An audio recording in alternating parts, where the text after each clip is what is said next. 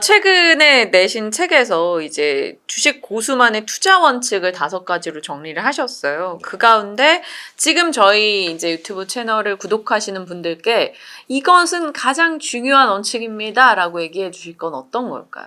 제가 책을 내긴 냈는데 공저입니다. 근데 제가 내년 2월에 책이 또 나오거든요. 그건 제 책이 나오는데 네. 그때 다시 한번 물어봐 주시고 초대를 해주시면 정말 좋을 것 같다는 사족을 하나 준비하겠습니다. 붙여보고요. 네. 저는 투자 원칙이 첫 번째가 모른답니다. 모른다. 나는 멍청하다. 그게 무슨 뜻이냐고 하면은 제가 뭐 방송을 쭉 오늘도 하다 보면서 몇 번 말씀드린 내용인데, 내가 너무 잘 알아, 미래에 이렇게 될 거야 라고 했을 때는 사람들이 무리를 하게 되거든요. 근데 그렇게 안 될 수도 있잖아요. 그 안 될 수도 있을 것을 생각하는 게 저는 투자라고 생각을 해요. 잃으면 안 되거든요. 이 시장에서 퇴출되면 다시는 돌아올 길이 별로 없어요. 좀 덜 벌더라도 계속 살아남아 있어야 되거든요. 그래서 저는 항상 생각할 때, 저도 물론 이제 투자자니까 뭔가 아이디어를 생각하고 이 기업이 좋냐 저 기업이 좋냐 이렇게 분석을 해보지만, 그게 뭔가 매력적이고 투자를 해야 된다고 생각이 들더라도 내가 놓친 게 있지 않을까? 내가 이렇게 좋은 주식을 싼 가격에 나만 발굴할 리가 없는데, 내가 계산을 잘못했거나 내가 뭔가 못 찾았을 거야. 이 모른다를 1번 원칙으로 두면은 어떤 결과가 자동으로 따라오게 되냐면 좋은 기업을 사게 됩니다. 나는 모르니까 잡주라든지 뭐 이상한 주식을 사서 단기에 수익을 내는 경우도 있지만, 그게 실패한다고 가정해보면 그래, 아까 말씀하셨던 미국의 빅테크 회사들 좋은 회사잖아요. 알아서 잘 영업을 해갈 거 아니에요. 그러니까 좋은 기업을 사야 된다. 또 하나는 그 좋은 기업을 싸게 사야 됩니다. 내가 미래를 정확하게 예측할 수 있다는 사람들은 어떻게 하게 되냐면, 말하자면 테슬라가 1,000불일 때도 살 거예요. 왜냐하면 미래를 장악할 거니까. 근데 장악할 수도 있죠. 하지만 아닐 수도 있잖아요. 그 아닐 수도 있다라는 것에 포커스를 맞춘다면, 테슬라를 살려고, 좋은 기업을 살려고 하더라도 1,000불에 사는 게 아니라 100불에, 사람들이 테슬라 망할 것 같아. 하지만 내가 분석해 보니까 망하는 건 아닌 것 같아. 하지만 좋은 기업이고 지금 싼 것 같으니까 투자를 해야 돼. 그래서 다시 정리하면, 저는 모른다, 멍청하다. 내가. 그렇기 때문에 좋은 기업을 사야 되고, 그렇기 때문에 싸게 살려고 노력해야 된다. 이게 제 투자 원칙입니다. 이제 여러 말씀하신 내용들이 이제 시장에서도 많은 분들께도 이슈가 되고 있는데, 그 중에서 하나 제가 좀 인상 깊었던 게 PER을 모르는 체 하기로 했다. 이건 어떤 의미를 내포하고 있는 거예요? 이거는 앞에 설명이 조금 필요한데요. 주가를 결정짓는 요소를 수식으로 계산을 해보면 이익 곱하기 PER이 주가입니다. 그러면 우리는 적정 주가를 알고 싶잖아요. 네. 그래야 적정 주가보다 싸니까 샀다가 적정 주가보다 높아지면 팔면 되는 거니까, 되게 간단하게 얘기를 하고 있지만 그렇게 쉬운 일은 아닙니다. 그럼 이익하고 PER만 알면 되는 거잖아요. 그러면 이익은 어떻게 될까, PER은 어떻게 될까를 생각하는 게 저의 일이라고 보면 됩니다. 네. 이익이라는 건 뭐냐면 그 회사가 물건을 많이 팔아서 돈을 많이 남길 거냐 아니냐 인 거고요. PER은 뭐라고 하냐면, 쉽게 얘기하면은 사람들의 심리입니다. 이 회사가 100이라는 이익을 똑같이 낸다 하더라도 전기차 업종에 있으면 기대감이 되게 크니까 PER을 높게 적용할 거고요. 그렇지 않고 음식료를 만든다라고 하면은 이거 뭐 뻔한 거 아니야? 라고 해서 PER을 낮게 적용하겠죠.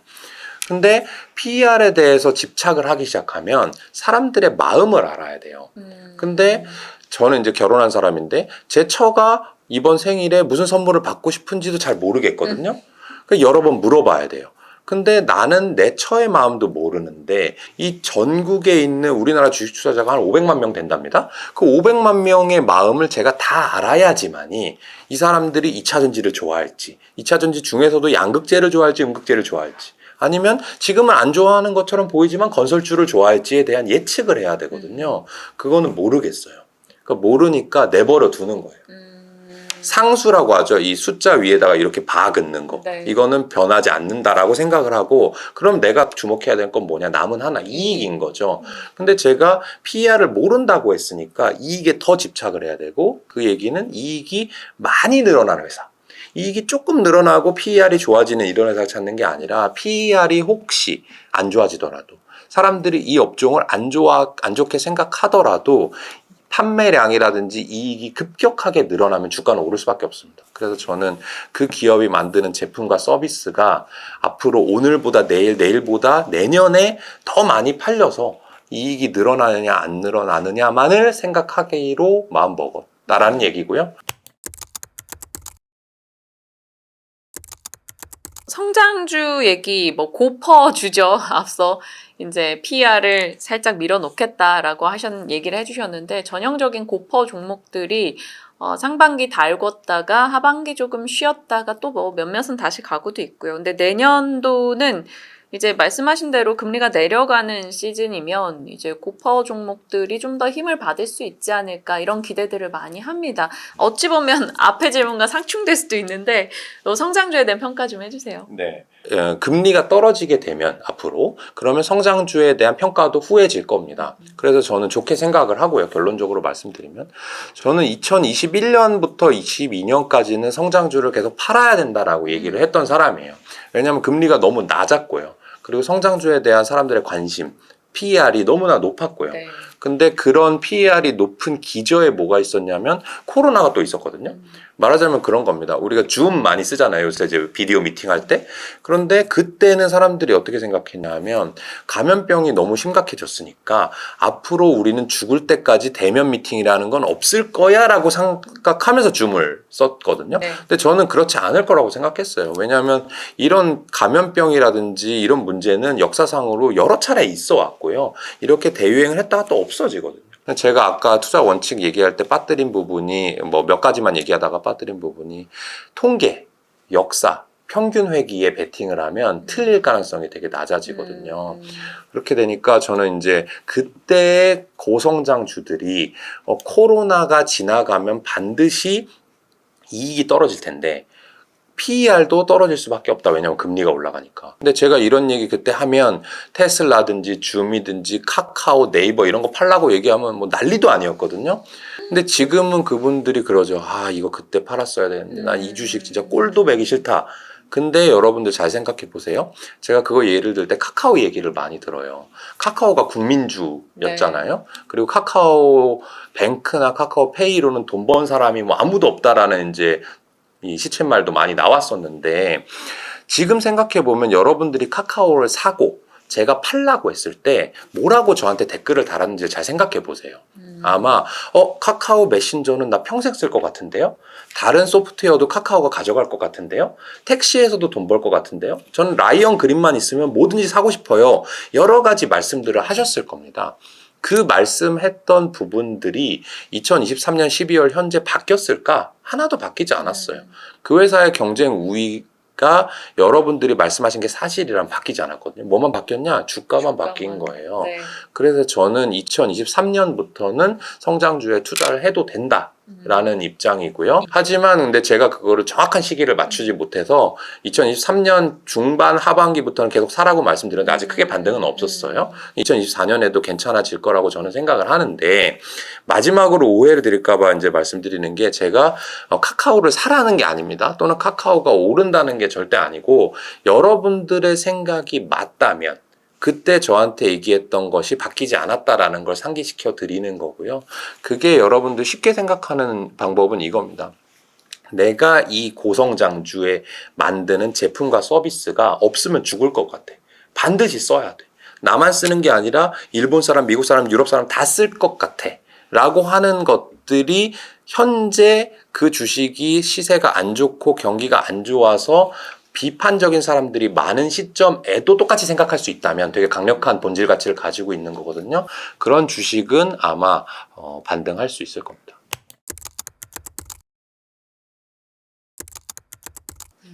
좋습니다.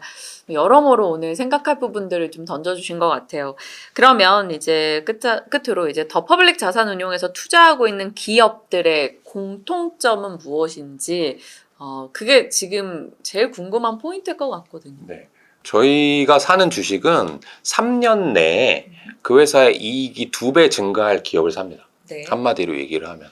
그 정도로 빠르게 증가를 하면 아까 말씀드린 대로 사람들의 관심, PER이 크게 변동하더라도 주가가 오르거나 떨어지진 않을 수가 있기 때문에 이익에 집착을 하는 거고요. 그러면 3년 후에 이익이 2배 날 기업을 어떻게 찾냐? 네. 크게 두 가지로 볼 수 있는데, 하나는 산업이 성장하면 쉽습니다. 시장이 빠르게 성장하잖아요. 그러면 거기에서 조금만 뭔가 속해 있는 회사들도 돈을 벌기가 쉽습니다. 예를 들어서 2010년, 11년 이쯤에 스마트폰이라는 게 처음 나왔잖아요, 우리나라에. 그때는 스마트폰에 무슨 뭐 페인트를 바르는 회사, 스마트폰에 껍데기를 만드는 회사, 나사 하나만 공급한다고 해도 그 판매량이 전 세계적으로 무궁무진하게 커졌기 때문에 돈을 벌기 쉬웠던 거죠. 그래서 저희가 갖고 있는 이 기업들은 대부분 산업이 빠르게 성장하는 기업들만 투자를 하고요.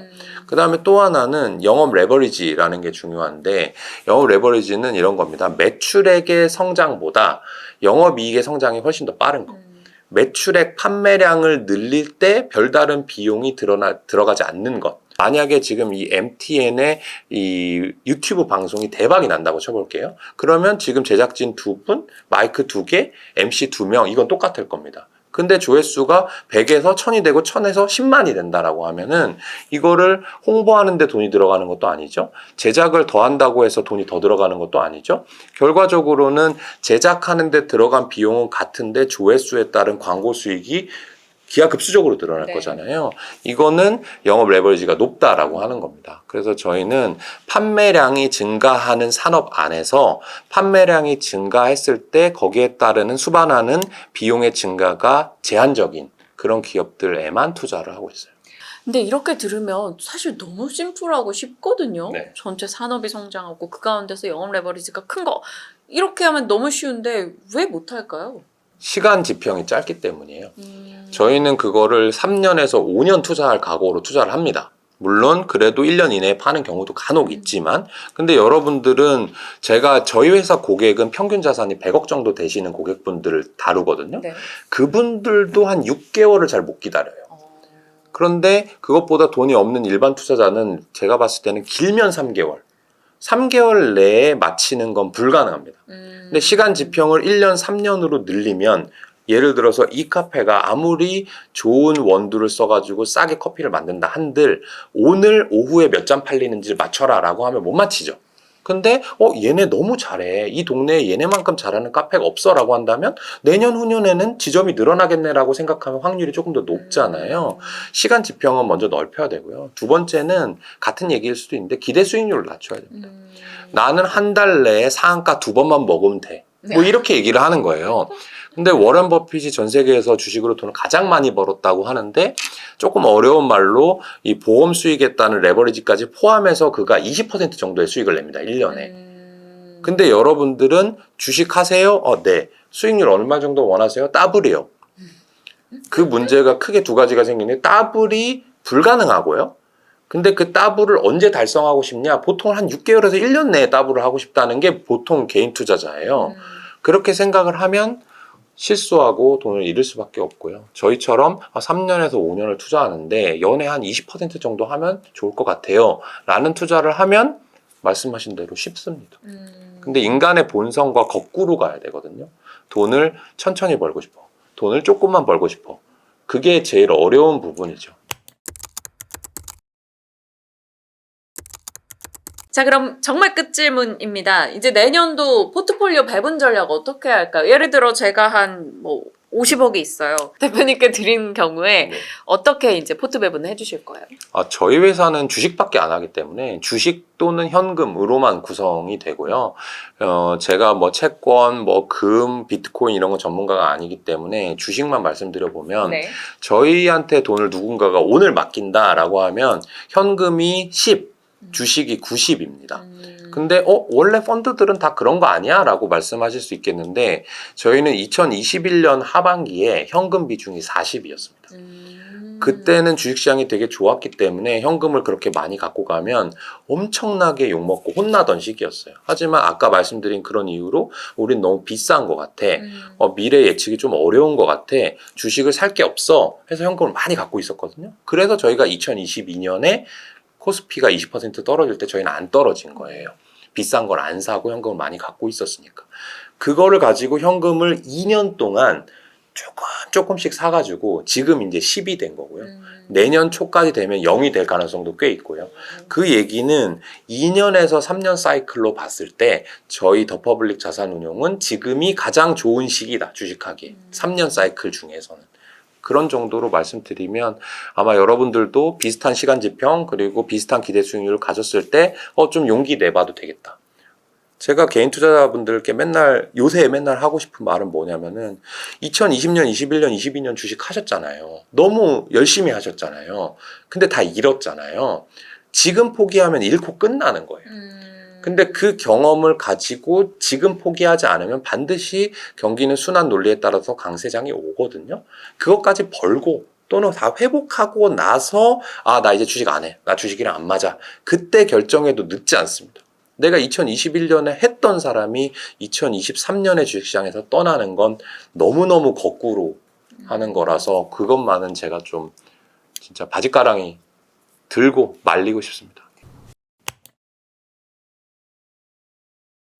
지금은 스스로에게 이제 당근을 주면서 버텨서 살아남아야 하는 시기다라고 얘기를 해주신 것 같아요. 당근 위로를 좀 잘 받았습니다. 그리고 내년에 어떤 포트 전략을 짤지 이제 대표님의 시각을 저희가 충분히 전달받았기 때문에 여러분들이 이에 공감하신다면 함께 비슷한 전략을 같이 호흡해 보셔도 좋지 않을까 싶습니다. 오늘 정말 귀한 얘기 많이 해주셨네요. 여기서 인사 나누겠습니다. 김현준 대표와 함께 했네요. 고맙습니다. 감사합니다.